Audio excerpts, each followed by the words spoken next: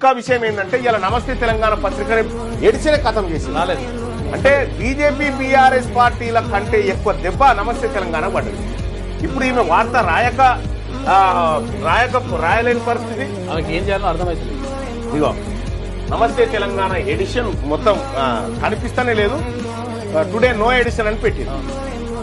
మరి నమస్తే తెలంగాణకు ఎందుకు ఈ పత్రిక దొరుకుతలేదు? ఇక్కడ నమస్తే తెలంగాణ పత్రిక ఇలా చదువుదామంటే కూడా దొరుకుతలేదు. సూర్యుడు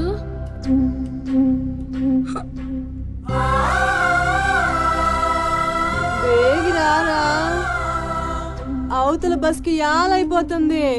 ఇయాలప్పుడు యాడకు పోయినవరా సూర్యుడు? ఆలకిస్తున్నావా? ఎవరైనా మా సూర్యుడు ఆడున్నాడు, పిలవండి బాబు. అంటే ఏంది, ఎందుకు ఇవన్నీ? ఎందుకంటే కవిత మ్యాటర్ రాయాల్సిందే, రాసినప్పుడు ఆన్సర్ చేయాల్సిందే. ఆన్సర్ ఇప్పటి వరకు కవిత వ్యాఖ్యల పైన కాదు అని ఖండిస్తున్నామని ఇప్పటి వరకు బీఆర్ఎస్ పార్టీ చెప్పలేదు.